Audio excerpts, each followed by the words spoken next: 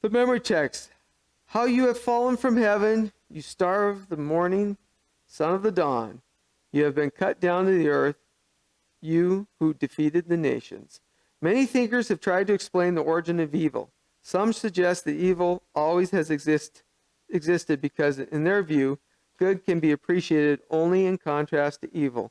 Others believe that the world was created perfect, but somehow evil emerged. For example, in Greek mythology, evil started when the curious Pandora opened a sealed box, out of which flew all the evils of the world. This myth, however, does not explain the origin of the evils supposedly hidden in that box.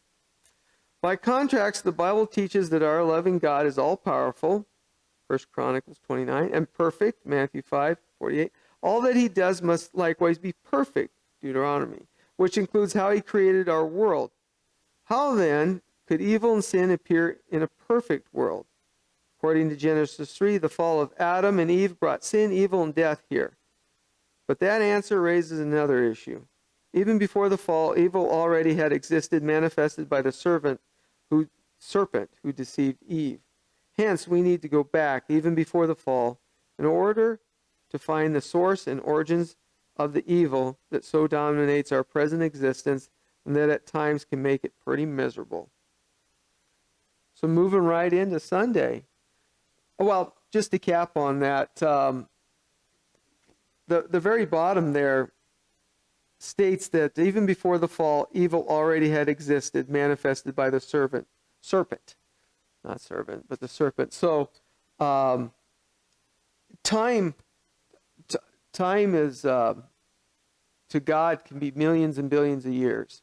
But time with reference to Eve and Adam or Eve, that's my kind of time. And so the serpent existed before the garden. So whatever happened up in heaven happened. And that was, but it really doesn't matter if you put time to it. It doesn't matter. It was there before. To us, though, sometimes you get to thinking, years and time, and how long did God and Jesus, Holy Ghost, have to put up with that? We do know that, they had to, actually, when they had the fallout, they had to find a place to put the problem. And it ended up in Eve's garden. Sunday, creation, an expression of love. Nature in its present condition carries an ambiguous message that mingles both good and evil. Rose bushes can produce lovely and fragrant roses, but also harmful and painful thorns. A toucan can impress us with its beauty and then dismay us by assaulting the nests of other birds and eating their frail chicks. Even human beings who are capable of kindness one moment can be vicious, hateful, and even violent in the next. No wonder that in the parable of the wheat and the tares, the servants asked the field owner, "Sir, did you not sow good seed in your field? How then does it have tares?"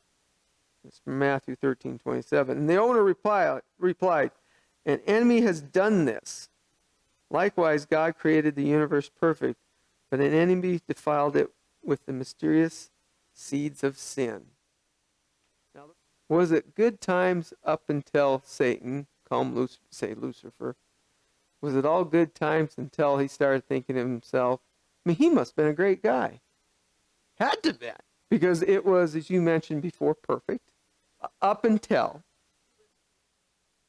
But he was a right-hand man kind of guy. You could trust him. He was the guy you looked up to. He was everything. Yeah, the angels did. Yeah. The thing is he was all that. He was everything. No doubt about it. And so what does that mean today? Yeah, he did. No, he didn't kill him, but he wasn't an enemy until that day that self and pride got in the way. But I think it's intriguing that you could count on him.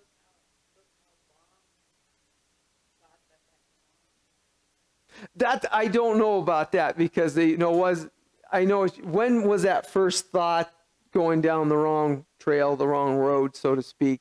Yeah. Okay. And so then we come into a time factor there too. How long was God going to put up with that in heaven? Was it a matter of a day, hours, years?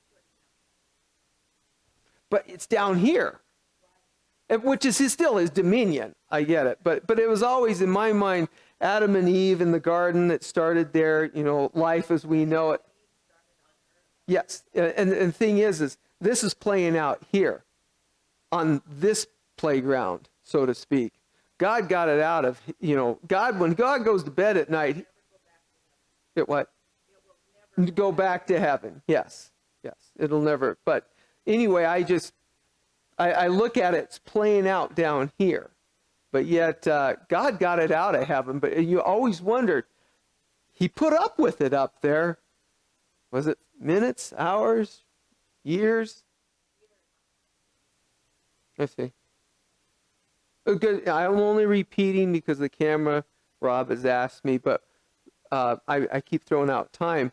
But yes, in order to get 1/3 of the angels to come over to him, he had to have time to talk to him. So that time, I'm using time, it's that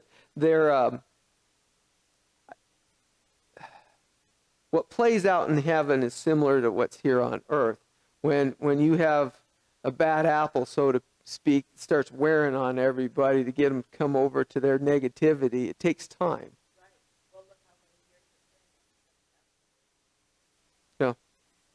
And I don't know about an angel, though. Angels aren't humans. And the thing is I don't know how they relate. Yes, I'm just like men, but you wonder, I don't know how an angel doesn't have a family, so to speak, but they're part of an angel family. But what did it take for him to get them to come over? And now, I'm not taking up to it, but you see, in this world here, when Satan comes knocking on your door, you got your husband, you got your mom, your dad, you got some family and everything. When somebody starts trying to wear you down with negativity, then there's always somebody in your family who says, hey, you're getting too negative. Here, there's some good things. But you wonder about it in the angel world. To me, you have angels almost, I don't know, some people have them as being women, some have them being men. It doesn't say, but you're almost like I'm going to say a bachelor or something, or a single person. How long did it take Satan to win him over, saying, hey, I'm your only friend? But anyway, I'm just throwing that out because Satan had time. Did he do it as a group? Here, everybody sit down. We're going to have a meeting today. And no, it didn't. No. So, no, but you see what I'm throwing out here. Was it a group event saying, hey, everybody sit down? God is asking us to do this. I want to let you know it stops here. What happened? Was it one-on-one, or could it have been a group? The thing is this morning, if I was going to spread seeds of evil, I might talk to you one at a time, or sometimes I just drop the bomb, in the room, just flat out say, like Lucifer would have said, it's unfair. Let me read this text. I'm on Sunday, and this is 1 John 4:16. And we have known and believed the love that God has for us. God is love, and that who abides in love abides in God, and God in him. Question here is, what can the certainty that God is love tell us about the nature of his creative activities? So again, I read the text. What can the certainty that God is love tell us about the nature of his creative activities? So he didn't want to kill him, and he had to let it play out. Do you think that God despised him? Does he love him still today? Okay. It's pertinent to the question. The question I just what can the certainty that God is love tell us about the nature of his creative activities? So it's pertinent to the question. God, and I read 1 John 4:8. God is love. So it's pertinent when I say, well, what does he feel about Lucifer? What does he feel about Satan? You said he still loves him, but he does not love what he's doing. Look around at the created world. I'm at the bottom here. In what ways can you see in it reflection of God's love despite the ravages of sin? How can we learn to draw lessons of hope from the expression of God's love revealed in creation? So I'd say, in what ways can you see it reflection of God's love despite the ravages of sin? Okay, we're going on verse 8 here. God is love. Now, God's love is reflected in this world. Sometimes it's reflected through us. Sometimes it's through nature. But I have one story, okay, that struck me as odd that I didn't know. I would think that it would be called God's love. When all of a sudden you learn something around you as somebody does something really nice. Sometimes people do this nice things, you kind of see it, and then there's things that you didn't know that happened. So if you don't mind, this is quick. Here about 2 weeks ago, my wife comes from, I think it's a large family. There's 6 of them. There's 3 girls, 3 boys. She's one of the girls. She's the oldest in the family. Well, the youngest is 26, 27 years old, had a 2-year-old little girl. This was about 2 weeks ago. Anyway, this is in Idaho, Boise, Idaho. And she was sitting outside on a lawn chair, and the dad rode up. That'd be my brother-in-law. And the horse fell on the mom and little girl, and the little girl died. Okay? So, anyway, sad story. So I'm not just being glib here. You don't want to think about it too hard. It's just a sad deal. Well, my wife flew out to Boise, Idaho. This happened on a Wednesday. She flew out on Friday, got there in the morning, and turned out her sister was able to pick her up. Just came from the funeral home. And because the funeral was on Saturday morning. So this happened on a Wednesday. My wife flew out on Friday. Funeral's on Saturday. And the funeral home, she come from funeral, and she picks my wife up at the airport and says, I come from the funeral home. And the funeral home just told us that they do funerals for children. Free. Okay? So said, no cost. We do ask that the family would pick up the cost of go to the city, meet with the cemetery, and get a plot. Can you do that? And can you find a way to pay for a casket? Otherwise, we'll do everything else. We'll orchestrate this down to the last, and we won't charge you anything. Okay? So this sister-in-law of mine is 26, 27 years old. They weren't planning this. You don't plan for those things when you're 27 years old. So she come from that funeral home, it's covered, they said, other than those items. And she just learned that the funeral home told her, oh, by the way, that other stuff, anonymous donor called in and said they're going to cover anything past that. So this was 2 weeks ago on a Friday. I never would have thought that funeral homes do that kind of stuff. That's what they said. We do this in the community. We do funerals for little kids. So that's my story. I'm not too far away from look around. Do you see God's love? Do you see? I was astounded. They just do that. And I was astounded about the anonymous. I was wondering, was it a family member that called in? Yeah, hey, we just send us the bill. Could have been somebody in the community because it was such a tragic accident. I don't know. But it don't matter. But the thing is there's a lot of people that's doing good stuff. A lot of people doing good stuff. And that business does good stuff. That funeral home didn't know this couple. But anyway, that's my story this morning. There's some good things that happen that you never would have thought. Sometimes I see good things happen when this church helps at the mission. I see good things that happen when you help people that are alive. But they were helping a family that had a death but has to go on, and they have some bills to pay. So that's my story. If I'm not taken up, is there God is love? That's the question on the bottom. That's my story. It wasn't me. I learned something. I learned that there's businesses in the community that does things like that. Never would have known. Never. So is there something this morning? It doesn't have to be, to answer it, do you see God as love? That's the question at the bottom, around you. So don't let me be the last wow story. Okay. Oh, okay.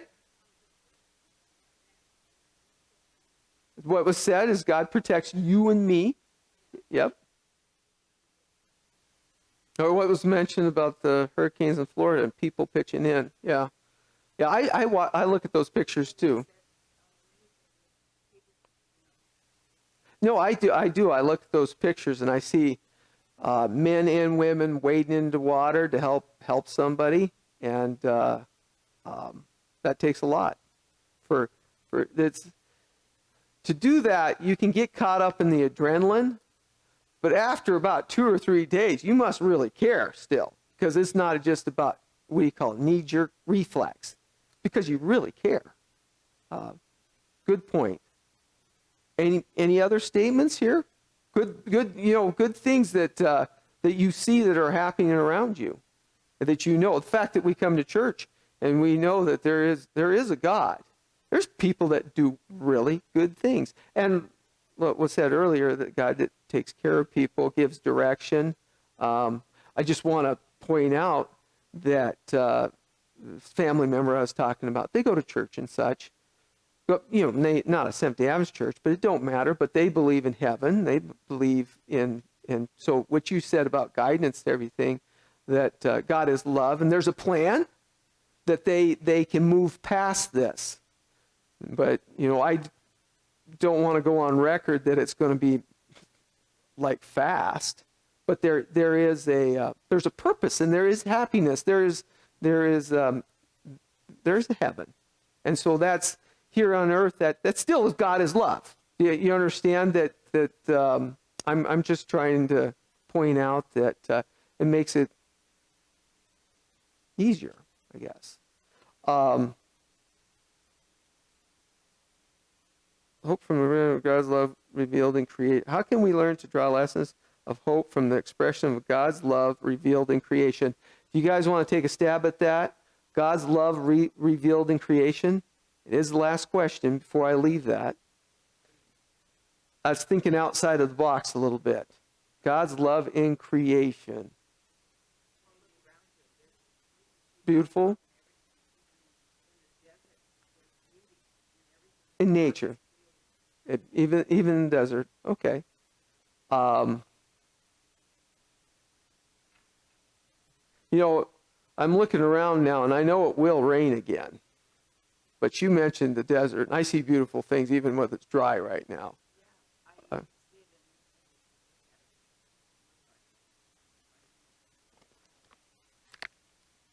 Monday, free will, the basis for our love. 1 John 4, 7 through 16. What does this passage tell us about free will as a condition to cultivating love? Let me read that. We've already talked a little bit about free love. I have to take my glasses off. This is 1 John 4, 7 through 16. Beloved, let us love one another, for love is of God, and everyone who loves is born of God and knows God. Verse 8. He who does not love does not know God, for God is love. Verse 9, in this the love of God has manifested toward us, that God has sent his only... I'll keep reading here a second. That God has sent his only begotten Son into the world, that we might live through him. In this is love. Not that we loved God, but that he loved us and sent his Son to be the propitiation for our sins. Beloved, if God so loved us, we also ought to love one another. Down at verse 12. No one has seen God at any time. If we love one another, God abides in us, and his love has been perfected in us. By this we know that we abide in him, and he in us, because he has given us his Spirit. And we have seen and testified that the Father has sent the Son as Savior of the world. Whoever confesses that Jesus is the Son of God, God abides in him, and he in God. In verse 16. And we have known and believed the love that God has for us. God is love, and he who abides in love abides in God, and God in him. What does this passage tell us about free will as a condition to cultivating love? Did you pick any free will out in those verses I read to you? Well, I'm trying to wrap my mind around this, and you're helping me. God has not wired the human race to believe in him. He doesn't instill upon the human race that as soon as I'm born that I have this, I'm wired to look to my master, almost like a robot. I know I'm making this up, but it's not some sci-fi movie. What you're talking, you have to have free will to sit down and think, wait a second, something's trying to talk to me, whether it's through nature or through the needs of people around me. I need to respond. But it's the free will. It's not like a robot where you think that, I need to start moving. That God did not do that to us. He talks to us. But the free will there is that that you can try to do that. Now, positive thinking, or you said it somehow that you just want to believe. You want to, okay. That's free will. My wife and I were talking. I work on a ranch. I'm not around anybody, so I don't have coworkers. Okay, I don't.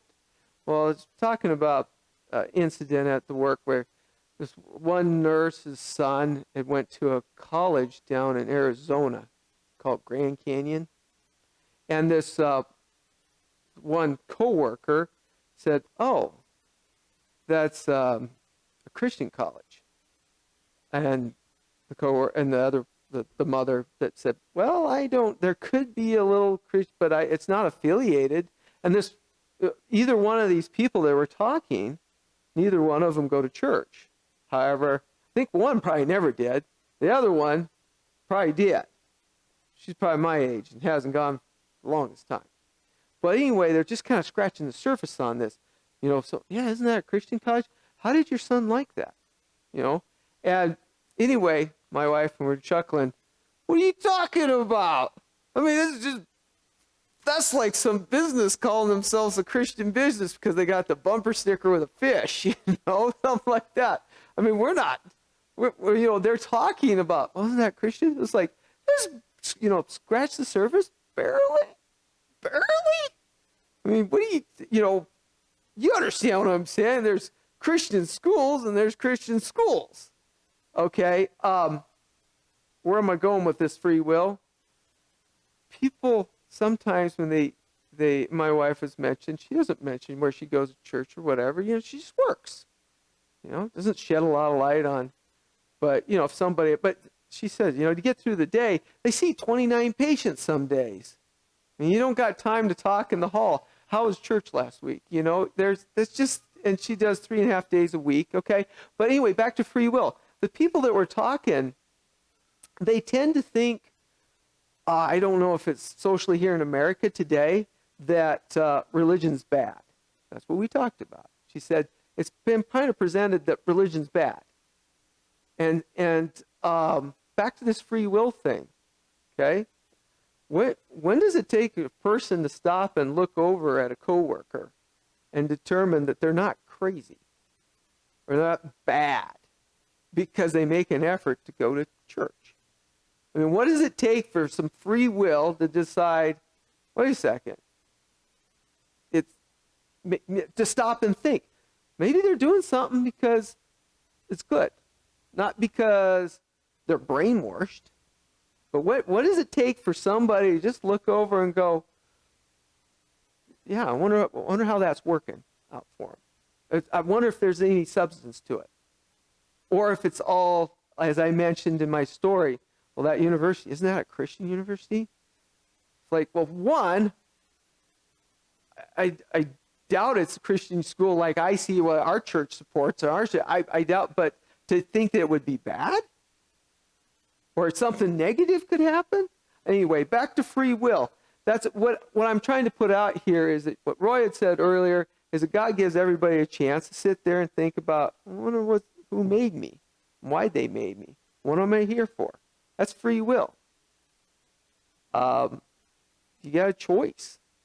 And so when I shared this story with you, is that nobody's brainwashed me. Just come to church, do this lesson. God's not making me do it. Well,